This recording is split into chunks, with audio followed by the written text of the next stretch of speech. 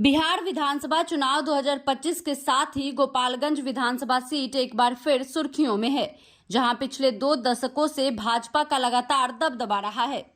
यह सीट 2005 से लेकर 2022 तक दिवंगत पूर्व मंत्री सुभाष सिंह के नाम रही, जिन्होंने लगातार 4 बार यहां जीत दर्ज कर भाजपा को मजबूत आधार प्रदान किया।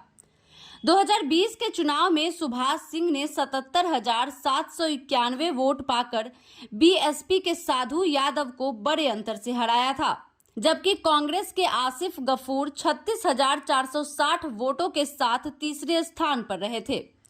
2015 में भी उन्होंने राजद के रियाजुल हक को 5,074 वोटों से मात दी और 2010 में भी उन्होंने 58,000 वोट पाकर राजद के उम्मीदवार को हराया था। यह सिलसिला भाजपा के लिए इस सीट पर एक सेफ जोन की तरह बन गया है। दिलचस्प तथ्य यह है कि गोपालगंज आरजेडी प्रमुख लालू प्रसाद यादव का गृह जिला है और फिर भी पार्टी इस सीट पर सिर्फ एक बार यानी वर्ष 2000 में साधु यादव के जरिए जीत पाई थी। शुरुआती दौर में कांग्रेस का यहां वर्चस्व था।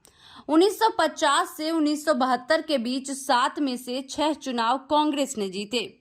1967 में संयुक्त सोशलिस्ट पार्टी ने इस सिलसिले को तोड़ा।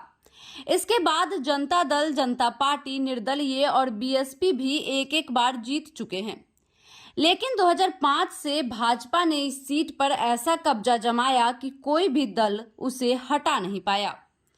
2022 में सुभाष सिंह के निधन के बाद हुए उपचुनाव में उनकी पत्नी कुसुम देवी ने मात्र 1,794 वोटों के अंतर से जीत दर्ज की थी, जिससे संकेत मिला कि भाजपा का वोट बैंक मजबूत जरूर है, लेकिन विपक्ष धीरे धीरे सेंध लगाने की कोशिश कर रहा है। गोपालगंज का चुनावी समीकरण जातीय और सामाजिक संरचना से गहराई से प्रभावित होता है। 3,44,890 मतदाताओं ने 22.6% मुस्लिम, 10% सिंह जाति और बड़ी संख्या में यादव प्रसाद महतो समुदाय शामिल है। अनुसूचित जाति की जनसंख्या 11.93% है और अनुसूचित जनजाति 2.05% है। यहाँ ग्रामीण मतदाता बहुल 84.7% है, जबकि शहरी मतदाता सिर्फ 15.3%। इसका अर्थ है कि गांव कस्बों की बुनियादी सुविधाएं, सड़क, बिजली, स्वास्थ्य, कृषि और शिक्षा से जुड़े मुद्दे निर्णायक भूमिका निभाते हैं। इसके साथ ही यह जिला बिहार के उन चुनिंदा क्षेत्रों में से है जो विदेशी मुद्रा अर्जन में अग्रणी हैं। मध्य पूर्व में काम करने वाले प्रवासी श्रमिकों की बड़ी संख्या यहां आर्थिक और सामाजिक दृष्टि से जागरूक वोटरों का वर्ग तैयार करती है, जो रोजगार, स्थानीय उद्योग और निवेश जैसे मुद्दों पर ज्यादा फोकस करता है। भाषाई और सांस्कृतिक दृष्टि से गोपालगंज विशिष्ट है। 2011 की जनगणना के अनुसार यहां 96.09% लोग भोजपुरी बोलते हैं, जबकि हिंदी 1.85% और उर्दू 1.76% लोगों की भाषा है।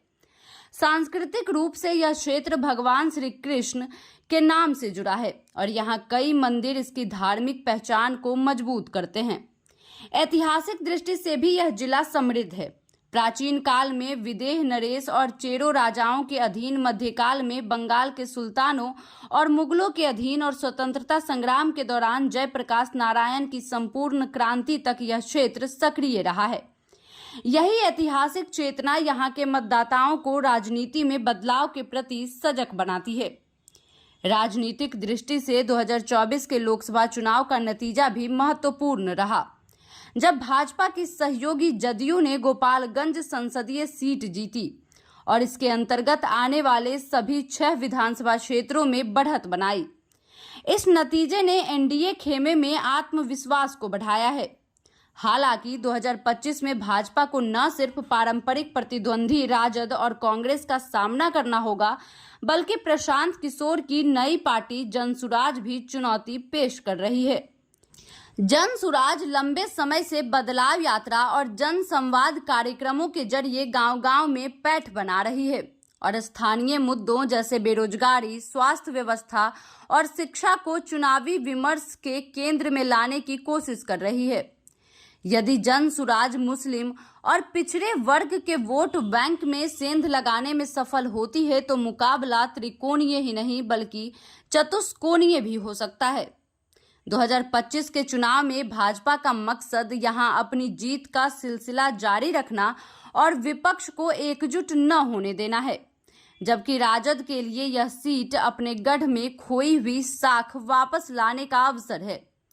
कांग्रेस और बीएसपी जैसी पार्टियां भी अपने वोट शेयर को बढ़ाने की कोशिश में है ताकि भविष्य में यह सीट उनके लिए भी संभावित लक्ष्य बन सके। नतीजतन गोपालगंज का चुनाव केवल एक सीट का संघर्ष नहीं रहेगा, बल्कि यह बिहार की व्यापक राजनीतिक दिशा का संकेतक होगा। यह बताएगा कि क्या भाजपा ग्रामीण बिहार में अपनी पकड़ बनाए रख सकती है या विपक्षी दल और नई राजनीतिक ताकतें मिलकर इसके गढ़ को हिला सकती हैं।